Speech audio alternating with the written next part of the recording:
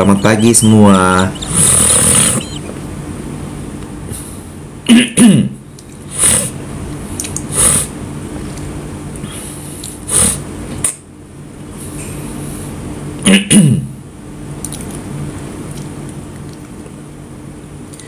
Aduh.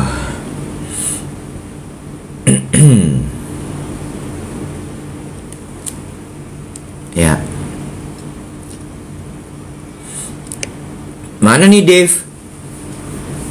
Ini pakai akun apa sih? Pakai akun duet kan? Iya. Sebentar. Yang hosting siapa ya sebenarnya ya? Gue mulai lupa.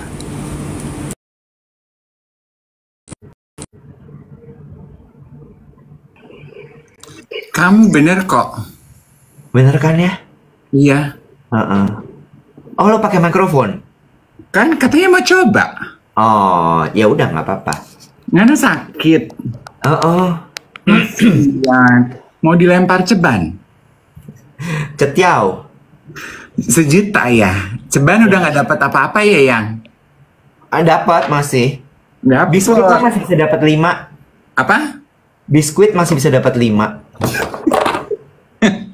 Yogurt stick masih bisa dapat 3. Gitu. Cimori dapat berapa? Cimori yogurt stick dapat 3. Kalau yogurt bites dapat 1. Masih kembalian 2.000. Oh, kalau beli Cimori yogurt stick 3 mah nggak kenyang ponakan gue. Ya, jangan ponakan lo. 5. Tinggi ya biaya hidup di Bintaro ya. Semakin tinggi badannya, semakin tinggi biaya hidupnya. Kemarin tuh gue ngomong sama siapa ya, gue bilang anaknya dia tuh SMP gitu, terus perempuan, terus gue bilang gini, tahan-tahan ya, dikit lagi makannya akan menggila tuh. Terus dia bilang, kayaknya enggak deh, anak gue nggak makan, tunggu aja saatnya akan tiba, gue bilang gitu. Ya kan, anak-anak umur segitu kan kayak nggak bisa berhenti makan ya, Boy? Iya, makan. Ya, apaan sih gitu? Kalau istilahnya dulu Sofina Vita tuh bottomless pit gitu. Jadi kayak ibarat gelas tuh nggak ada dasarnya gitu, diisi nggak penuh-penuh. Iya bener gitu. Selamat pagi, geng duet. Ada yang bertanya saya sudah pakai sunscreen mau kemana? Rencananya abis ini mau jalan pagi di komplek. Gue lupa bilang sama lo, yang punya toko kacamata lo itu temennya temen gue di Yayasan Jantung, Mbak Cynthia. Yang punya namanya siapa? Cynthia? Bukan. Ya nggak tahu, kalau nanya ke gue, kan dia temen lo. Nama tokonya apa? BB Gift for You. Iya, BB Gift for You itu ternyata temennya Mbak Cynthia dari Yayasan Jantung Indonesia. Oh, hai. Salam ya buat Mbak Cynthia. Iya, dia bilang gini, aku dikirimin loh sama temen aku, screen capture kamu lagi siaran, gitu katanya. Ya ampun, lu tuh suka makan soft cookies gak sih? Biasa aja. Gue tuh punya hobi baru, gadoin soft cookies tapi tahan-tahan seminggu sekali aja. Kenapa? Soft cookiesnya Pipil Tin. Enak loh, Wet. Oh iya? Gue belum pernah coba tuh. 30 apa 45 ribu gitu. Satu piece? Satu piece dan gede segini. Oh, lo beli? Enak? Enak. Jadi gue kemarin pas pergi nonton film perang, gue pikir aduh gue butuh hiburan nih ya, manis-manis nih ya. Gue beli itu. It's so good. Very nice. Lo nonton film perang apa? Nih, masih ada tuh di bioskop. Tadinya kan gue pengen ngajakin ponakan gue nonton Pengepungan di Bukit Duri. Ponakan gue udah nonton. Oh, terus? Emma udah nonton sama teman-temannya. Terus gue tanya kan, kayak apa filmnya? Bagus gitu. Terus dia menceritakan lah filmnya itu. Jadi filmnya itu mengenai trauma kaum minoritas. Ya. 98 ya. Ceritanya terinspirasi oleh kejadian kerusuhan 98, tapi settingnya di tahun 2045 atau berapa gitu. Iya, tapi dari point of view sekarang katanya gitu. Filmnya bagus banget, yang main Morgan Oy. Terus gue bilang gini, oh aku kenal tuh Morgan Oy, tetap kan. Omara juga main di situ. Oh iya, Omar Estegal. Terus 98 apa 2007? Kok 2007? Enggak. Setting waktunya itu fiktif. Oh. Setting waktunya fiktif, tapi inspirasinya dari kejadian 98. Oke, jadi kata Emma filmnya bagus. Itu the moral of the story itu mengajarkan dia sebagai anak perempuan untuk lebih memandang dunia dari cara yang berbeda ya. Jadi bagus, katanya bagus banget gitu filmnya. Oh ya wes lah, jadi gue nggak jadi nonton sama mereka, gue nonton sama teman-teman gue. Nah ya, gue tonton film yang ponakan gue gak akan doyan, yaitu film perang, Warfare. Oh, terus? Warfare ini kisah nyata, Wet. Oh, terus? Jadi dibuat berdasarkan memori para serdadu yang ikut perang tersebut. Oh, terus? At the end of the movie ada potongan gambar di mana soldier aslinya datang ke set. Oh, terus? Tapi ini bukan film yang untuk semua jenis umur kayaknya ya. Ada beberapa bagian tuh very gory banget. Oh, terus? Kayak tukang parkir loh. Nanggepin salah. Nggak nanggepin salah. Gitu. Dikit-dikit marah. Dikit-dikit marah. Gitu, jadi bagus, tapi it's a very good movie. Kayaknya tuh kita nggak dikasih jeda napas gitu. Kayaknya tuh klimaksnya tuh gitu, kayak naik roller coaster. Oh. Nonton film itu ya, gue berpikir ini. Jadi gini, ada satu apa tuh namanya ya, komandan batalion lah sebutnya ya, ketua kompi. Kan itu serdadu. Komandan kompi itu kan serdadu ya, Web ya. They are a soldier in war. Right. Pasti kan mereka udah dapat tempaan dan latihan, ya dong. Ya. Tapi pada saat momen bahaya, momen kritis di mana regunya itu ada peristiwa berjalan tidak sesuai rencana, regunya itu dibom, terus rencananya buyar, terus mereka terkepung. Digambarkan di film tersebut, ketua kompinya itu freeze. Freeze itu maksudnya gimana? Dia kayak trigger, dia nggak tahu mau ngapain, mematung gitu, Wet. Terus? Dia kayak linglung gitu, kayak don't know what to do. Dono Kasino Indro. Ih.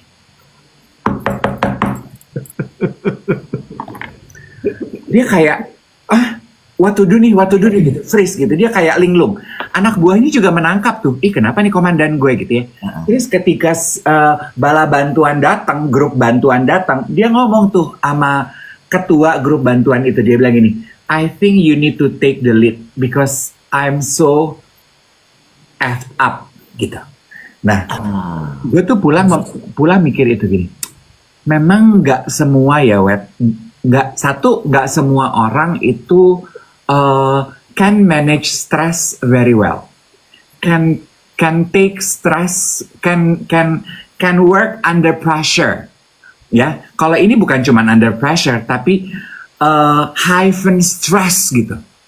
Ya kan, ketika ada peristiwa di luar rencana yang memantik rasa stres lo, nggak semua orang lo bisa keep their calm dan tetap mengambil keputusan yang nalar. Iya apa enggak? Setuju. Yang kedua, orang yang sudah terlatih, sudah terbiasa work under stress aja, kadang-kadang kalau tingkat stresnya begitu besar, dia bisa freeze dan nggak tahu mau ngapain loh. Dan itu tuh menurut gue lumrah. Ya. Bukan lumrah, maksudnya understandable ketika itu terjadi as a human being gitu. Lah itu aja serdadu, Beb. Serdadu loh. Terus selesai nonton film itu, gue ngobrol kan sama teman-teman gue yang ikut nonton. Terus dia bilang gini, aduh gue tuh kayaknya kalau jadi komandannya gue tuh akan melakukan hal yang sama loh. Kalau kompi gue dibom terus buyar berantakan, gue kayaknya bukan cuman kaku, don't know what to do, gue kayaknya udah jadi patung kali. Terus ada satu yang bilang, kalau gue sih masih bisa mengambil keputusan tuh. See, different right? Siapa yang bisa ngambil keputusan? Dedi, Eh, Doni, eh. kayaknya yang gitu tuh Bobo sama gue. Oh, lu kemarin nonton jam berapa? Jam berapa ya? Jam 4 atau jam 5 sore gitu. Oh, relax juga ya? Ini pas weekend, pas Oh, weekend. Gue pikir pas kemarin hari kerja. Ya, bukan kemarin. Oh, kirain. Gue lagi acting wanita karir. Oh, gitu. Judulnya adalah Warfare, guys. Warfare, ya. Dan menurut lo lumrah ya untuk bisa tetap bisa bekerja atau bisa mengambil keputusan? Sorry, gue ralat. Menurut lo lumrah ya untuk orang tidak bisa mengambil keputusan dalam keadaan stres? Iya, tergantung tingkat stresnya menurut gue. Iya, gue ngomongin in general stres lah. Tapi stresnya kita di sini asumsinya heavy stress lah ya. Iya, heavy stress. Stres biasa. Iya. Karena kan konteksnya film perang tadi kan. Iya. Menurut gue sih lumrah loh. Dalam arti gini, karena kan heavy stress gitu, kalau lu belum pernah mengalami heavy stress, pasti you don't know what to do. Dan biasanya rata-rata heavy stress itu kan peristiwa sesuatu yang emang belum pernah terjadi di dalam diri lo, sehingga lo kaget. Contoh ya, contoh. Waktu mami gue meninggal, ya, dia kan udah koma 3 bulan sebenarnya Web di rumah sakit. Iya. Ya, jadi kan sebetulnya ini backstory sedikit. Sebenarnya kan kita sebagai keluarga tuh di bulan kedua itu udah dikasih kode-kode sama dokter kalau ini tuh cuman hidup dari mesin. Iya. Kita harus udah mempersiapkan diri, ya kan? Jadi kan sebetulnya kita punya 3 bulan sebetulnya untuk mempersiapkan diri. Tapi tetap aja ya, when the time comes ketika mami gue meninggal, yang ada di gue lagi kerja, yang ada di situ itu om gue. Om gue ini kan usianya udah 2 kali lipat dari gue. Pada saat itu. Pada saat itu, pengalaman hidupnya udah jauh lebih banyak. Iya. Ya, udah banyak peristiwa terjadi dalam hidup dia. Ya. Waktu mami gue meninggal, itu stres dong. Bisa kita bilang itu adalah heavy stress. Stres. Dia frozen wet. Dia nggak tahu mau ngapain. Dia kabur dari rumah sakit. Kabur. Iya, dia jalan keluar rumah sakit. Terus ya udah jalan kaki aja, nggak tahu kemana. Sehingga rumah sakit harus nelfon gue. Gue lagi di radio tuh. Terus bilang kalau nyokap bapak udah nggak ada keluarga yang nemenin. Gue gini, lah kan om gue di situ.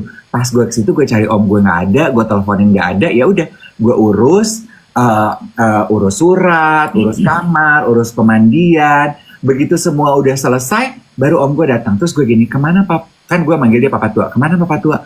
Papa tua jalan kaki. Papa tua nggak tahu mau ngapain. Stres. Iya. Jadi maksud aku kadang ada beberapa momen in a very high stress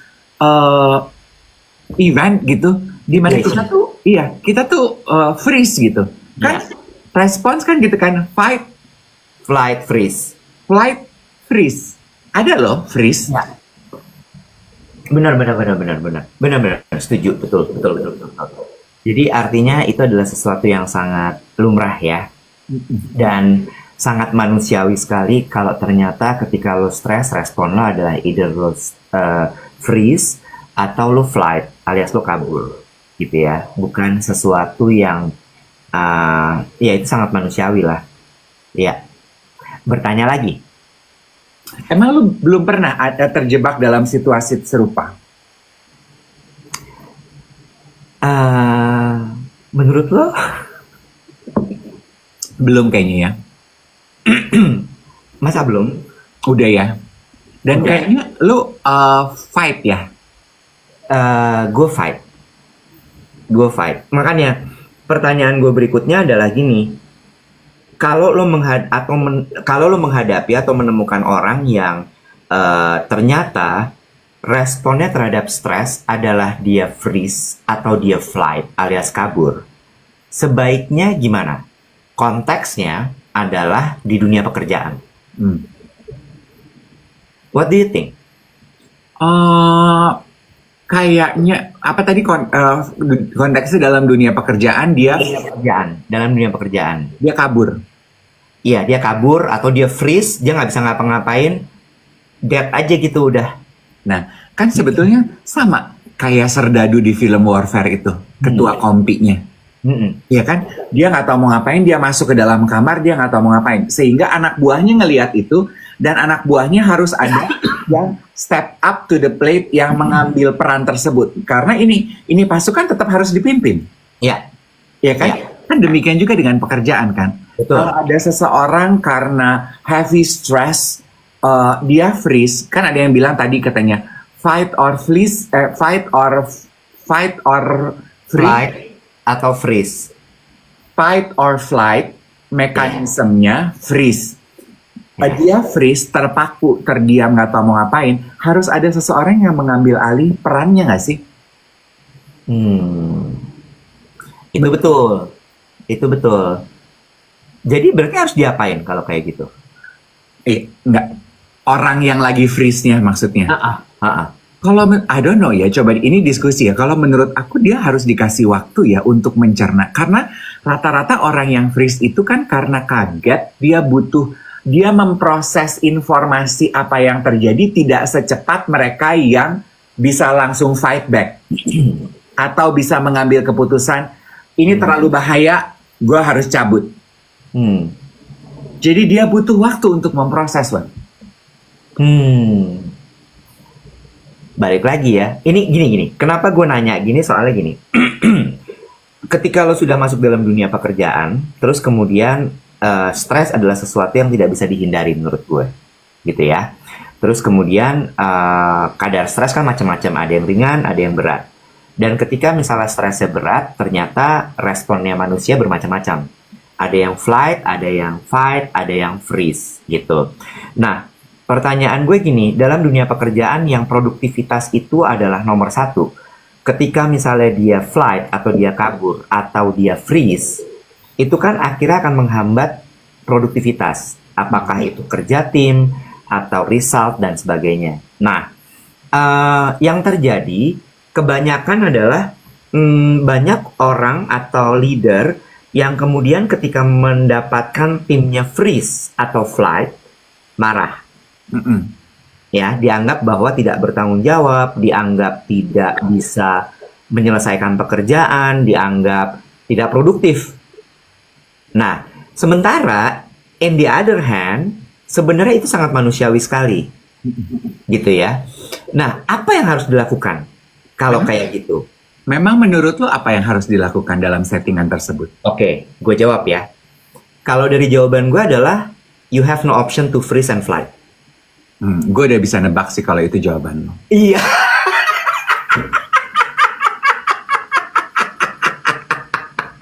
Kan balik lagi settingnya pekerjaan, Mali. Clear as the sunrise. As clear as every morning sunrise kalau gitu ya. Loud and clear as the cock of the rooster. Yes. In the morning. Yes. Bening as Yunisyara's skin. Ya. Or in your case, loud and clear as suara ngaji dari masjid sebelah unit apartemen.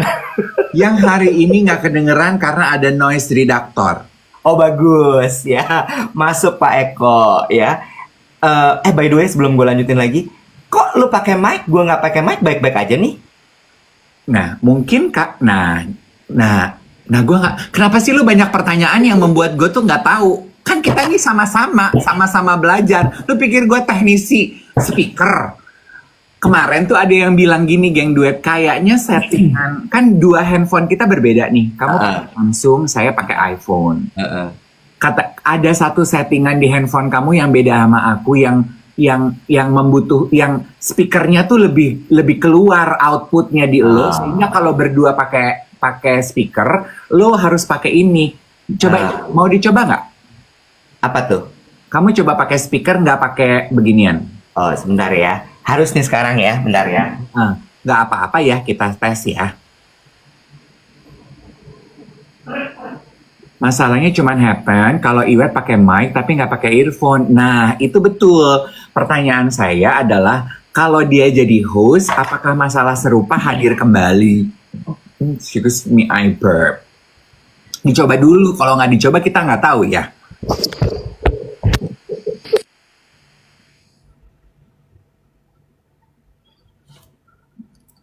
Belum dinyalain.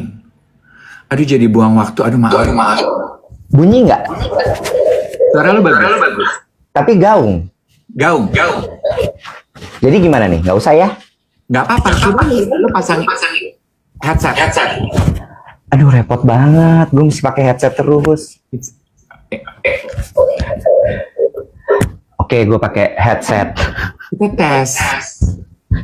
Kayak gimana sih? Kedengeran suara gue? Kedengeran? Kalau ternyata... Kalau dari sini, gaung nggak? Enggak. Hah? Enggak. Atau kedeketan kali ya? Iya, jadi output suara lo. Oh, ya udah. Kalau gitu gini deh, gue siarannya dari sini. Segini. Gue ngobrol sama Gempak dong berarti. Gimana?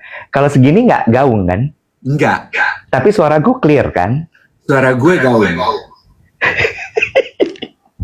Jadi gue harus pakai earphone nih ya. Nggak apa-apa. Gini. Tes. Tuh. Ya udah. Ternyata nggak masalah siapa yang jadi host. Iya, masalahnya adalah gue tetap harus pakai earphone. Oh. Apapun yang terjadi. Iya. Ya udah, oke. Lanjut. Nah, bagus kok lu pakai begini kayak pakai Subeng. Subeng hadir. Ntar gue cari yang gold deh ya. Bikin kolaborasi kali sama Tulola ya. Jadi kayak ada tiba-tiba berkembang gitu di sini di kuping gue. Jangan Tulola dong, merek lebih puyeng. Mau nggak lu gue kenalin? Apa tuh? Ruang Gelap Jiwa. Oh iya, Ruang Gelap Jiwa. Aduh. Mereknya aja udah puyeng tuh. Ruang Gelap Jiwa. Udah punya gue satu. Rantai begini. Wih, bener. Lanjut. Jadi gimana menurut lo? Tadi kita lagi membahas kalau di dalam pekerjaan ada yang freeze. Aku nggak tahu ya, tapi satu yang aku pelajari, dari film-film yang gue tonton, salah satunya kembali ke film Warfare itu ya. Ketika sang leader lagi dalam fase freeze, dia kaget menghadapi situasi stres. Yang terpuji dari yang dilakukan sang leader adalah dia mengakui apa yang dia rasakan, Dia ngomong ke leader berikutnya. Dia bilang gini, gue lagi in a state of shock. I cannot lead my team. I need you to lead everyone. Terus gue juga suka nonton film Suit. Suit itu dia para pengacara gitu deh di kantor gitu, kehidupan para pengacara. Terus mereka tuh kalau mereka lagi in a freeze mode gitu ya, ada kasus yang mereka nggak tahu mau ngapain. Rata-rata mereka tuh bilang gitu ya, I think I need a minute to digest everything. Jadi buat gue gini, mungkin yang nyebelin kalau di settingan pekerjaan adalah lo menghadapi stres, lo dalam fase freeze, tapi lo nggak mengakui sehingga rekan kerja lo nggak tahu lo apa yang terjadi sama lo. Gitu. Jadi the least we can do kalau kita adalah korbannya, kita lagi in the state of freeze gitu. Lu ngomong sama teman-teman lo supaya ada yang bisa bantuin dan backup lo, iya gak sih? Oke, gue setuju di part itu. Jadi artinya gini ya, maksud gue gini, flight and freeze itu adalah sesuatu mekanisme yang sangat manusiawi, gitu ya. Itu nomor satu. Itu harus kita pahami sama-sama. Lalu kemudian yang kedua, apa yang terjadi, apa yang harus dilakukan ketika lo menghadapi stres yang sangat berat di dalam dunia pekerjaan, sementara tuntutannya adalah lo harus tetap perform. ya kan? Maka nomor satu yang harus dilakukan adalah lo bilang dulu, wait, gue harus break dulu sebentar untuk gue bisa mencerna ini, gitu ya. Cuma lo harus batasi breaknya, pause-nya, freeze-nya mau berapa lama. Bukan yang tiba-tiba lo freeze selama-lamanya. Oh iya. Iya kan? Karena balik lagi, ini kan dunia pekerjaan, atau mungkin juga bisa dibilang dalam hidup juga harus seperti itu. Jadi, lo ngomong dulu, give me time untuk bisa mencerna ini dan kemudian mencari solusinya. Gitu ya, apalagi kalau lo adalah seorang leader.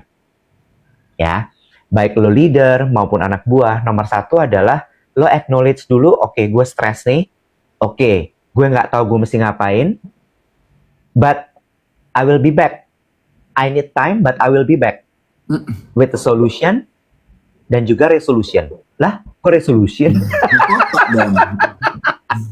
Iya kan? Jadi kayak gitu.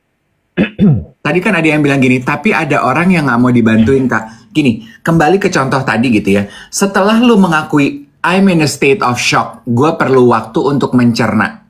Kan opsinya ada dua ya, Web. Gini, kalau masalahnya urgent gitu, ya udah, you take a moment to step back, lu biarkan orang lain handle the situation. Ketika lu balik lagi, lu harus bisa terima bahwa masalahnya udah jalan nih, udah jalan dan sudah ada beberapa langkah yang diambil, ngerti nggak lo? Karena kan ada beberapa situasi di mana gini, gue lagi ini state of shock nih, gue lagi freeze, gue nggak bisa ngambil keputusan. Terus lu gini. Jangan ambil keputusan apa-apa ya, jangan ambil keputusan apa-apa ya, tunggu sampai gue mencerna. Ada beberapa situasi di mana kita nggak bisa menunggu, iya apa enggak? Betul. Kayak contoh di film perang tadi, nggak bisa menunggu, Bo. Ini nasib hidup halayak orang gitu. Iya. Ketika you step back, lu juga harus berbesar hati mempersilahkan orang lain untuk try to deal with the situation. Yang nyebelin adalah lu udah freeze, lu bilang, gue nggak bisa ngapa-ngapain nih, gue perlu waktu untuk mencerna. Orang lain step in, mencoba melakukan sesuatu, terus ketika lu sudah selesai mencerna, lu balik, nggak gitu harusnya. Lu absen kemarin. Menurut gue itu nggak fair. Iya.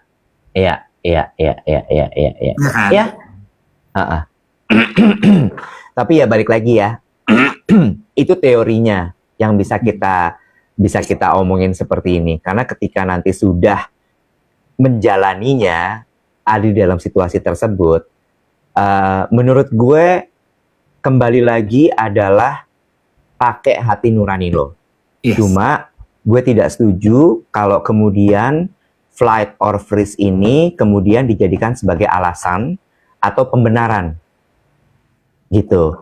Maksud gue, again, dunia pekerjaan itu kan yang bahasan kita kemarin ya, performatif. Kalau lo sampai seperti itu dalam dunia pekerjaan, maka lo akan bisa mengurangi nilai performa lo. Satu poin yang juga menarik yang gue ingin tekankan adalah kita harus jujur mengakui fase apa yang kita alami sebetulnya, Wet. Are you in a fighting phase? Are you in a flight phase? Or are you in a freeze phase when dealing with stressful situation gitu? Karena kan yang tahu diri kita tuh cuman kita loh. Orang tuh kan nggak tahu. Dan dalam dinamika berhubungan, orang tuh males loh nebak-nebak. Betul.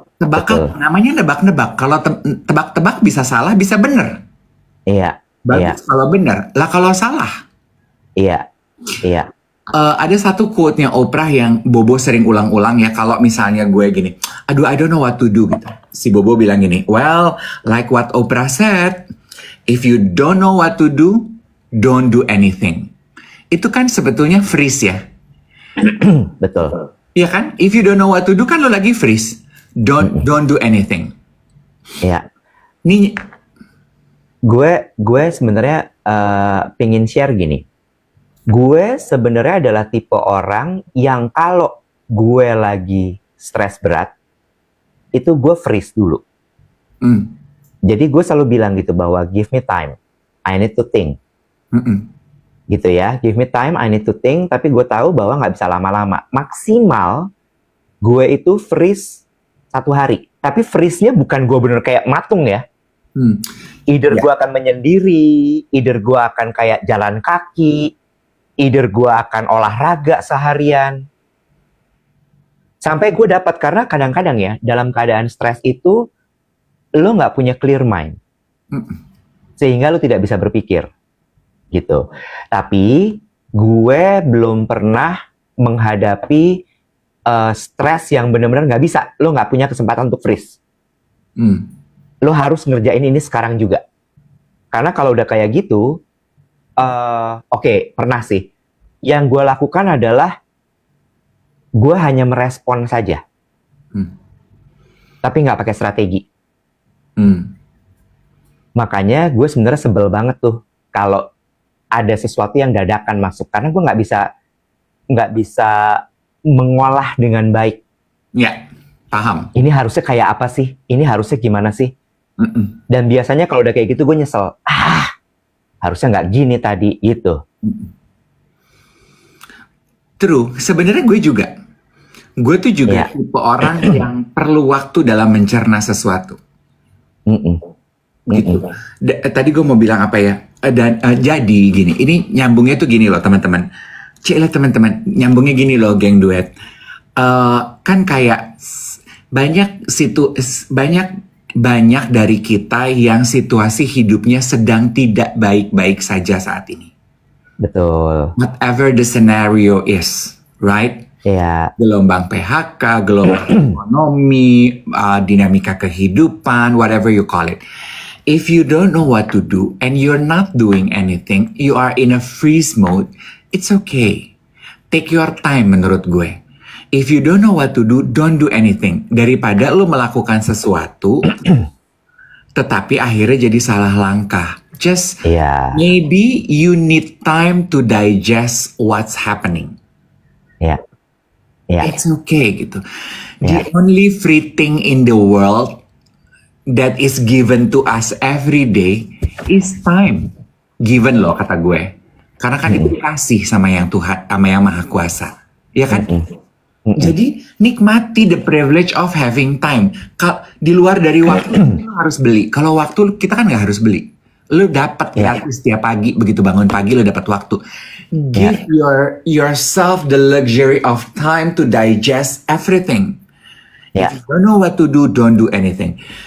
Kemarin gue juga nonton sebuah film, bukan kemarin, beberapa hari lalu, yang nyambung. Ini film India. Berangkat dari kisah nyata. Judulnya The Diplomat. Oke. Terus? Ceritanya secara singkat adalah film ini tuh mengisahkan perjalanan perempuan India yang di-scam sama laki-laki Pakistan. Dia ketemu jatuh cinta di Malaysia gitu ya dengan laki-laki Pakistan. Ternyata laki-laki Pakistan ini tuh lagi fishing. Dia bilang katanya si perempuan ini punya anak, anaknya sakit. Dia bilang gini, oh gue bantu, kita kawin di tempat gue di Pakistan. Kita bisa pengobatan naturopati untuk mengobati sakitnya anak lo. Pergilah si perempuan ke Pakistan. Sampai di Pakistan, Bo. Ya, of course teman-teman tahu lah ya situasinya seperti apa. Sampai di Pakistan, begitu nyampe dia dikasih obat bius, jadi dia agak nggak bisa melawan. Nyampe di Pakistan, ini laki punya istri banyak, Beb. Wow. Dan semacam Walid. Yes, dan kehidupannya di sana perempuan tuh harus pakai cadar, bla bla bla bla bla bla. Beda banget 180 derajat dari gambaran laki-laki yang dia temui di Malaysia itu. Dia dipukulin, Web. Oh no. Dipaksa menikah. Nah, kan fight, flight, freeze. Hal pertama yang terjadi pasti apa? Freeze lah, Bo. Lo kebayang, Bo? Lu flew in a totally different time zone dalam zona kehidupan, lu disekap di kamar, lu dipaksa harus melayani orang yang lu nggak suka, lu digebugin sampai nangisnya tuh udah nggak ada air mata. Pasti dia freeze, dia berhari-hari tuh freeze gitu. Dia baru setelah beberapa hari dia berusaha mencoba fighting back gitu. Dia berusaha kabur, nggak bisa. Terus dia berusaha mikir, gue lakukan. Gue nonton itu tuh di Netflix, gue nonton itu tuh, ya that's it ya gitu. Memang kadang nggak setiap momen dalam kehidupan problem tuh kita instantly tahu harus ngapain. Iya, itu gue setuju. Dan kadang-kadang emang butuh waktu untuk bisa menganalisa dan kemudian juga membuat kesimpulan serta memutuskan untuk harus melakukan apa. Ya. Itu. Dan maksud aku tuh itu a good reminder for me gitu ya, untuk kita nih kaum urban yang merasa bahwa waktu itu udah bukan sesuatu yang luxurious dan juga privilege yang kita punyai. Pengennya serba buru-buru kan. Iya. Sementara nggak selalu ternyata kita mampu ya mencerna apa yang terjadi dalam keterburu-buruan. Betul. Tadi yang nanya filmnya judulnya apa adalah The Diplomat. Itu tayangnya di Netflix. Gitu. By the way, lo tahu Walid? Enggak. Penyanyi. Tadi lo iya. Sekarang lo enggak. Biar cepet, penyanyi. Bukan. Lagi jadi bahan omongan itu. Wahid. Jadi dia series. Series adanya di bukan Netflix apa ya, WeTV atau apa gitu. Gue lupa. Tapi lagi happening banget. Terus ada yang nanya, Dave kenapa ya nggak tahu yang viral-viral? Di view, adanya di view. Cerita tentang dia apa sih itu namanya nyebutnya kehidupan di pesantren. Iya, yang ternyata si Walid ini ketua atau apalah gitu. Kehidupan di pesantren, aliran sesat tapi ya, oknum. Terus kemudian dia itu memperistri santri-santrinya. Tanpa mereka sadar. Tapi sekte sesat gitu. Sehingga istrinya jadi banyak banget. Ini tapi berarti rekaan. Nah, menariknya adalah ternyata jadi banyak yang Me Too. Terungkap jadinya, makanya kemudian jadi viral. I see. Jadi begitu itu tayang, dibahas orang, terus tiba-tiba semua pada kayak, itu salah ya? Aku ngalamin itu. Mulailah bermunculan, gitu. Oke.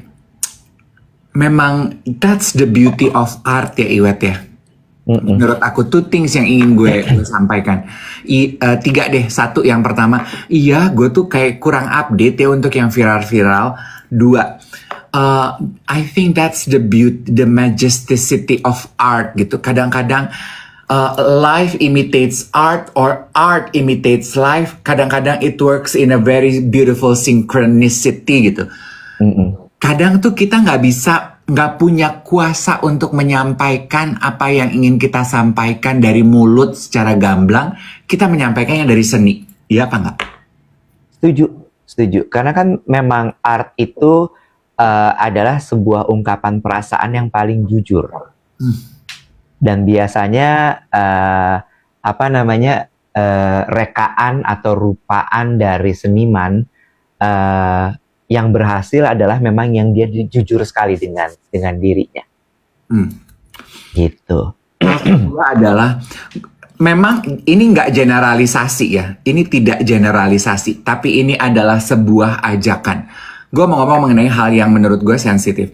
Ini mengenai agama. Kalau gue di umur sekarang, gue udah bisa mulai membedakan religion and spirituality. Jadi orang yang punya agama itu beda dengan orang yang punya kedekatan memupuk dia punya spiritualitas gitu. Nah, buat aku rata-rata komentar netizen plus 62 yang beredar seliweran itu yang kayaknya kan masih bersembunyi di balik agama ya, Iwet ya. Dan kayaknya udah boleh tuh kita sama-sama belajar membedakan kedua hal tersebut. Kemarin kayaknya menanggapi hal ini, let me just finish this one sentence. Seorang psikolog, gue lupa lagi, harusnya gue copy link, gue kirim ke grup WhatsApp ya. Perempuan, aduh kayaknya she sound very smart. Berhijab warna pink kalau nggak salah di kontennya itu, dia bilang katanya berhenti menjual agama, dia bilang gitu. Hasil riset penelitian saya, laki-laki, ini risetnya mengenai laki-laki ya, laki-laki yang melakukan pelecehan terhadap perempuan itu laki-laki beragama. Jadi it's two different thing gitu. Terus kan diskusinya rame tuh di kolom komentar. Kan kalau baca kayak gitu kolom komentar paling seru ya, Nek. Dia bilang gitu, no wonder Indonesia sebagai negara religius, korupsi, pokoknya penyeleweng yang minus-minus tuh juga gede gitu. Jadi gue gini, that's true ya, that's so true. Gue punya say tentang ini. Jadi kalau menurut gue gini, I agree with you bahwa harus dibedakan antara religious atau religion dengan spirituality. Oke, itu gue setuju. Tapi kalau di agama gue aja, gue nggak tahu ya di agama lo. Untuk nyampe ke tahap spirituality itu adalah tahapan tertinggi, Bo. Karena yang paling bawah kan syariat tuh. Syariat itu adalah lo benar-benar hanya menjalankan yang syarat-syaratnya aja. Kewajiban-kewajibannya aja. Gitu. Dari syariat baru kemudian naik ada marifat apa segala macam sampai paling tinggi itu apa gitu. Itu ada sampai situ. Nah, masalahnya adalah yang syariat ini biasanya begitu dia, nah hakikat tarekat gitu, marifat terakhir ya, marifat kalau nggak salah gue. Yang syariat ini udah merasa paling ketika dia sudah berhasil melaksanakan semua syarat yang diwajibkan. Ya kan? Nah, disitulah kemudian kesoiyean terjadi. I'm sorry my language, pardon my language, tapi iya kan, jadi soiye gitu. Gitu ya. Jadi, dari situ tuh gue merhatiin gitu, oh iya ya, ini memang masih syariat semua nih. Nutup, baca, sholat gitu ya. Sementara kalau yang udah level lebih tinggi, ibaratnya nih, yang syariatnya itu udah lewat semua. Dia udah lebih tinggi lagi daripada ilmunya. Nah, lanjut. Tapi, ada satu nih, yang kemudian gue pelajarin. Dulu, gue ada momen di mana gue melihat bahwa yang syariat itu hebat banget. Gila! Ini orang paling alim sedunia. Luar biasa banget, gitu ya. Ya. Dia udah melakukan semua puasa ini itu segala macam bla bla bla bla bla bla bla. Pada satu titik tiba-tiba gue menemukan kekecewaan sama orang-orang ini. Kalau dia menjalankan semua ajaran agama, kok dia gini ya? Kalau dia menjalankan semua syarat yang diperintahkan, kok dia begitu ya? Kok dia ngejar dunianya sampai segitunya, sampai bela-belain? Terus kemana ilmu agama yang dia lakukan selama ini? Lalu gue kemudian kembali kepada sebuah, nyebutnya apa ya, aturankah atau apa gitu. Bahwa manusia itu sumber kekecewaan. Manusia itu gudangnya salah. Manusia itu ya do not rely on human. Walaupun dia adalah guru agama loh. Sehingga dari situ gue kembali lagi. Emang satu-satunya yang bisa dipegang tuh cuman Tuhan ya. Yes. Bukan manusia. Mau lo udah sealim apapun, mau lo udah jungkat-jungkit 5 kali sehari ditambah sholat sunnah segala macem, udah lo mau tahajud tiap malam, pasti dia akan mengecewakan. Karena dia adalah manusia. Ya. Dari situ gue nggak pernah lagi tuh mengidolakan manusia. Yes, true. right? Ya, kalau di agama gue kan selalu berulang-ulang dibilang berharap pada manusia ujungnya kecewa. Memang iya, berharap sama manusia ujungnya kecewa. Tadi kan ada yang bilang gini, harusnya bahasnya sama Abu Marlo. Terus nanti kita banking ya. Tapi gue ingat apa yang Abu Marlo sampaikan mengenai agama. Kan dia juga bilang, nyambung apa yang lo bilang. Agama itu adalah jembatan untuk bisa nyampe ke spirituality. So, imagining what you said adalah mereka yang so iye itu kita yang so iye itu mungkin baru di jembatan, belum nyampe tujuan, tapi kita merasa bahwa kita udah paling banget. Terus tadi ada geng duet yang bilang, yang komentar gini, yang salah itu orangnya bukan agamanya. Ember. Iya kan, balik lagi. Iya, kita we are not dishing bad about religion. Don't get me wrong and don't get defensive. Enggak gitu. Cuma we're not talking about religion, we're talking about people. Iya, dan ya balik lagi tadi, manusianya itu yang kemudian ya balik lagi, so iye.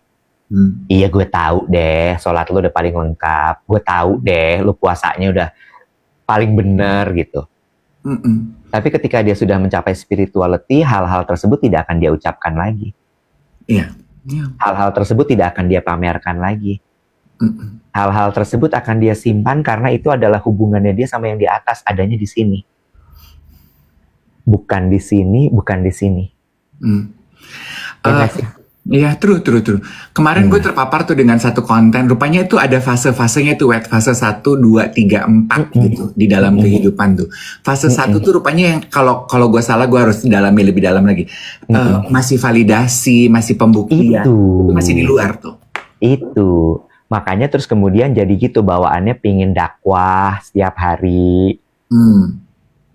Pingin sekedar mengingatkan tiap hari. Ya kan, gue dulu pernah nanya sama guru ngaji gue. Tadi kan ada tingkatannya tuh syariat, tarikat apa gitu ya. Terus gue tanya, jadi tarikat tuh apa sebenarnya? Hakikat tuh apa? Marifat tuh apa? Guru ngaji gue cuma ngomong gini, saya nggak akan kasih penjelasan, saya nggak akan kasih definisi, karena itu harus dijalanin. Dan setiap orang punya definisinya masing-masing. Terus gue jadi sadar, gue bilang gini, oh pantesan nggak dikasih definisi. Karena setiap langkah lo dalam hidup itu dengan segala cobaan, dengan segala anugerah, dengan segala ini, segala itu, yang kemudian membawa lo sampai di atas. Gitu. Terus gue cuman gini, oh ya, saya paham sekarang. Dia bilang gini, ibaratnya kayak kamu lagi jalan di sungai di tengah hutan. Jalan di sungai di tengah hutan tuh kan pakai kapal gitu, ntar ada riak ombak, ada tiba-tiba binatang muncul, tiba-tiba hujan. Tapi kan lo harus tetap jalan terus kan di situ. Sampai lo nyampe ujungnya muaranya, entah itu laut, entah itu apa gitu. Gitu. Terus, gue mau komentar gini, ada yang bilang gini di kolom komentar, nggak salah loh untuk saling mengingatkan. Betul, gue setuju. Nggak salah untuk saling mengingatkan. Tapi, kita tuh kan hanya nyaman diingetin sama siapa sih, Wet? Sama orang yang kita mau denger. Yes. Kita tuh mau denger dengan orang yang kayak apa sih? Orang yang kita kenal. Kalau lo nggak kenal, nggak usah ngingetin, it's okay. Tersinggung nggak lo kalau diingetin sama orang yang nggak dikenal? Gue kayak, lo siapa gitu, kenapa? Apa yang lo tahu mengenai hidup gue, mengenai salib yang gue pikul, ya nggak sih? Contoh gitu ya. Ini teman-teman, I'm okay ya. Gue tuh udah pernah kejadian ini dalam hidup gue. Jadi gue, ini bukan pertama kali it happened to me. Jadi gue nggak ada sakit hati. Cuman karena topiknya nyambung, gue mau ceritain. Gue kan suka jalan ke mall sama dua ponakan gue. Konteks. Ya. Satu ponakan gue laki-laki, satu ponakan gue perempuan. Yang laki-laki kan tingginya 187 ya. Jadi dari belakang dia nggak kelihatan kayak anak-anak, Iwet. Iya. gue masuk ke toko baju nih kemarin di sebuah mall.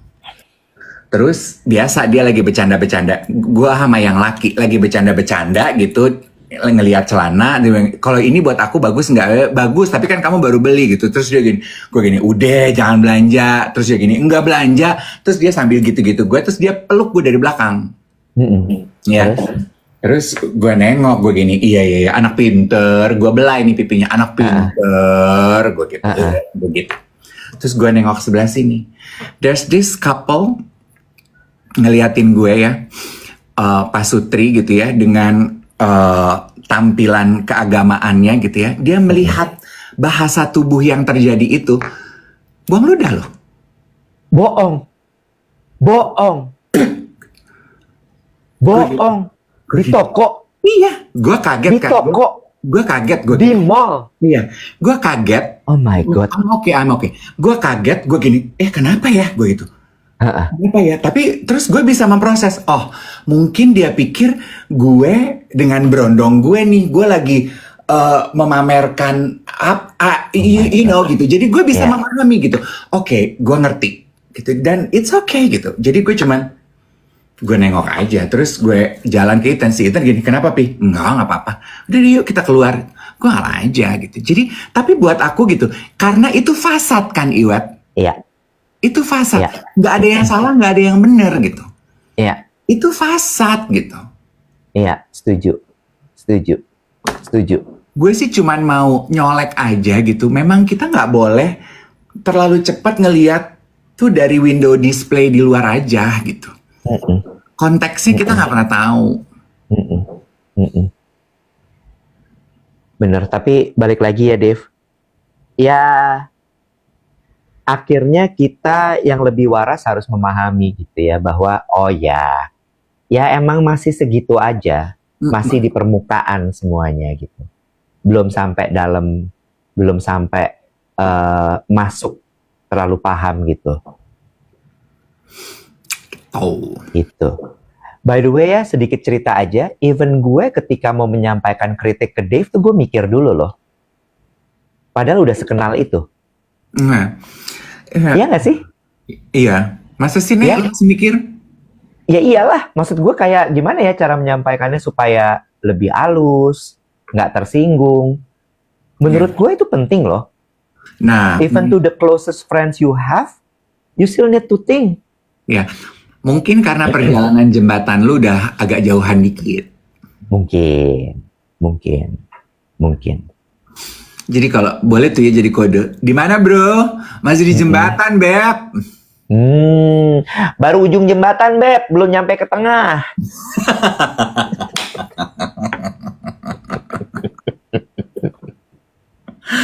Aduh, ya ampun. 700.000. Sementara tinggal 6 menit lagi kita siaran. Target 1 juta masih berlaku. Cici Denis gini, kapalan lo aku ngetap terus. Lu tuh gila ya Wet ya. Sekarang isi DM gue itu adalah geng duet yang cuma ngerekam kegiatannya lagi ngetap, lagi cuci piring sambil ngetap. Lu kebayang bawa repotnya? Dia lagi cuci piring sambil ngetap gitu tuh repot loh. Di kereta dia sambil ngetap. Bo, sutra lainang. Tapi kan kita akhirnya bisa 5.000 loh viewsnya. Nanti malam kamu datang nggak ke fashion show-nya Eddie Betty? Nah, soal itu. Gue coba lihat kondisi gue ya. Gue lihat kondisi gue. Kalau sakit, jangan deh. Iya, tadi malam badan gue agak anget soalnya. Oh, soalnya the reason why I ask adalah, kan siang ini gue ada janji meeting sama lo ya? Iya, jam 1. Gue mau balikin kain, kan gue pinjam kain lo buat nge-MC. Sama gue mau bawa kaos kaki lo, kado dari geng duet. Oh iya. Sama coklat dari Paris. Ntar gue makan lagi loh. Oh wow, ada coklat dari Paris. Ntar gue bawa meeting ya. Siap. Berarti nanti gue bawain lo tumbler ya. Makasih. Seneng nggak? Seneng dong. Warnanya pink. tumbler kado giveaway-nya Luna ya kan? Iya. Ada logonya LM, jangan dikelet ya. Thank you banget. Warnanya pinknya salem, semu-semu. Walau nggak datang dan nggak diundang, aku punya memorabilia. Apa mau anduknya juga? Ada anduk. Ternyata dia lebih semangat kalau anduk. Dia lebih senang barang rumah tangga.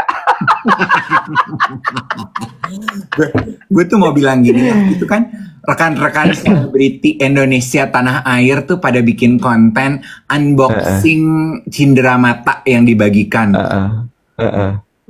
Adil dong, masa cuman kawinan Luna sama Maya aja yang lu unboxing? Luna Maya, bukan Luna sama Maya. Iya, Luna sama Maxim aja yang lu unboxing. Luna sama kawinan yang lain juga unboxing dong. Siapa? Kawinan siapa? Ya, setiap kawinan yang lu pergiin berarti kalau lu terima. Oh. Komentar, lu tuh suka bacain komentar gak sih? Lumayan, lumayan. Kenapa emangnya? Enggak, itu komentar orang-orang di video-video unboxing itu gini. Yang adil dong kak, kalau pergi ke kawinan yang lain juga unboxing gitu. Terus gue bacain komentarnya. Ya ini kan juga dia bikin unboxing karena Luna Mayanya lu kenal ya Beb. Kalau dia kawin Anto sama Wati ya dia nggak unboxing karena lu nggak akan nonton mungkin. Yang, wah kok guest violation? Oke, kok harus disuruh remove Dave Hendrik? Halo? Kenapa ya? Masih ada loh. Udah 1 juta likes. Udah disuruh remove Dave Hendrik. Kita close aja kalau gitu. Mungkin karena Luna sama Maya ya. Luna sama Maxim. Kalau Luna sama Maya, dia lagi orangnya. Iya benar. Pas deh, udah sejam. Bener, udah 1 juta juga. Lo pakai baju apa ntar siang? Hah? Oh. Baju biasa lah, Bo. Orang cuma kantor. Oh ya udah kalau gitu. Oke deh, makasih banyak ya buat hari ini. Makasih ya geng duet untuk tap-tapnya. TikTok. Iya. Kalau ada kesalahan, komplainnya ke Iwet ya. Lah, wah. Kan violation karena kita berbuat salah. Kalau ada kesalahan, komplain ya. Iya, TikTok. Allah aja memaafkan, masa lo nggak memaafkan? Kali lo. Bye. Wah.